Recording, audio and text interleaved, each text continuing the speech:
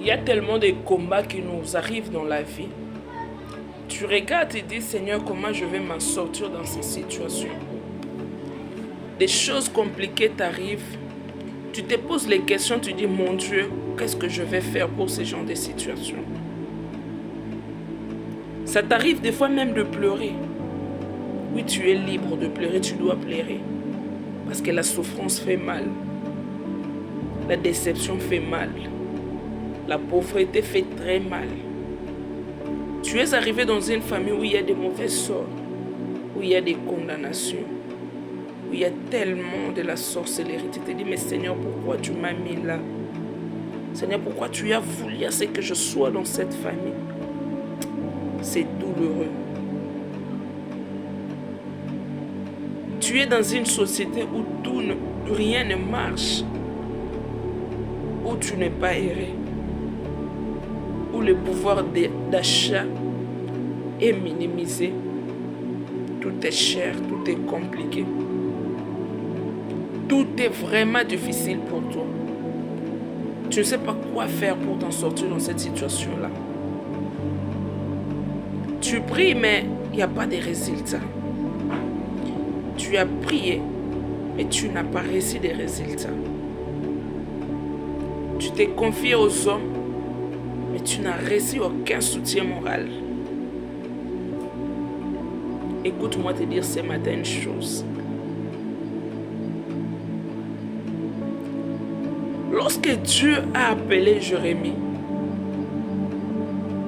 Jérémie s'inquiétait, il se disait, mais Seigneur, je suis très jeune. Pourquoi tu me donnes une si très grande mission? Dieu a répondu à Jérémie en lui disant ceci. Avant que tu naisses, avant que tu sois dans les seins maternels, moi Dieu, je te connaissais déjà. Je t'avais déjà établi prophète de nation. C'est la réponse à tes questions et à tes inquiétudes ce matin. Avant que tu ne sois dans ces pays-là, ou dans cette nation-là, avant que tu ne sois dans cette famille dans laquelle tu es, Dieu te connaissait déjà. Et il t'avait déjà établi prophète de cette situation-là. Regarde, c'est très mal, c'est douloureux. Mais tu dois le savoir que Dieu t'avait déjà établi prophète de cette situation. Il te faut tout simplement que tu puisses comprendre ton identité. Puisque Jérémie s'ignorait, il ne se connaissait pas. Il ne connaissait pas sa vraie identité. Il pouvait aussi se comparer à tout le monde. Cependant qu'il était différent de toutes les autres. La grâce de Dieu est sur toi, mais tu t'ignores. Tu ignores la grâce de Dieu qui est sur ta vie. Et Dieu a rappelé à Jérémie en lui disant, je t'avais déjà appelé avant que tu ne sois dans les seins maternels. Et moi, Dieu, je t'avais déjà établi prophète de nation. Et par là, Jérémie a pris conscience. Il a dit que non, sa vie ne dépendait pas de lui. Sa vie dépendait de Dieu. Et tout ce qui pouvait arriver à Jérémie, il savait que Dieu était le maître de sa vie. Et que rien de mal n'allait l'arriver. Et qu'il ne mourrait pas, même si on les jetait dans une prison très profonde, qu'il n'allait pas mourir. Pourquoi? Puisqu'il savait que Dieu est là avec lui. Il ne pouvait pas s'inquiéter. C'est le même qu'avec Daniel. Daniel aussi a été jeté dans la fosse aux lions. Daniel n'avait pas peur des lions. Il savait que Dieu était là avec lui. C'est le même cas avec Shadrach, Meshach et Abednego. On les a jetés dans les feux. Tu sais, les lions, ce sont les problèmes de ta vie là. Les souffrances que tu traverses là, ce sont des lions, des félins. Tu sais que les faits, ce sont tes situations, tes problèmes. Mais j'aimerais juste te dire que tu n'es pas seul dans tout ce que tu traverses. Dieu est là. Il est avec toi.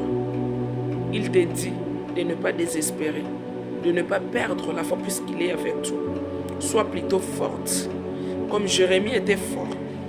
Je peux te dire la vérité, mon frère, ma soeur, toi qui me suis. S'il y a eu des prophètes dans l'Ancien Testament qui a eu à souffrir, vraiment c'est Jérémie. Il n'était pas erré.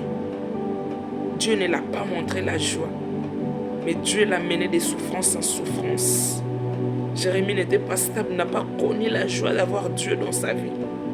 Mais ce que j'aime avec son histoire, c'est quoi? Malgré ses souffrances, il n'oubliait pas que Dieu était là pour lui. Dieu prenait soin de lui. Voilà pourquoi il pouvait nous écrire des choses comme les bontés de l'Éternel ne sont pas épuisées. Il les renouvelle chaque matin sur nous. Regarde, je vais te dire ce matin que les bontés de l'Éternel ne sont pas épuisées pour toi. Ni ses compassions ne sont pas terminées, mais il les renouvelle tout le temps pour toi. Ton problème, c'est quoi? Au début, tu étais comme Jérémie qui ne se connaissait pas, qu'il ne connaissait pas qu'il était le prophète des nations, qu'il avait été établi. Mais lorsqu'il a compris cela, il a arrêté d'avoir peur. Il a arrêté de s'inquiéter. C'est ça mon message. Je viens te dire, mon frère, tu ne te connais pas. Tu as été établi en fait dans cette situation afin que tu puisses les vaincre. Tu puisses vaincre ceux qui te terrorisent. Tu sais, cette situation te fait souffrir. Ta famille te fait souffrir. Ta famille te fait souffrir. Tu souffres dans ton mariage. Les vies de tes enfants ne sont pas stables. Tu n'as pas la paix dans la vie. Dans ta nation, vous n'avez pas la paix, vous ne vivez pas dans la paix. Connais-toi et connais ton identité. Comme Jérémie, lorsqu'il a connu son identité, lorsqu'il a su qu'il était prophète des nations, il a accepté son sort tel qu'il s'est présenté devant lui. Et dans tout ça, il n'avait pas abandonné Dieu. C'est pour cela qu'il nous a dit dans les lamentations, il a dit les bontés de l'Éternel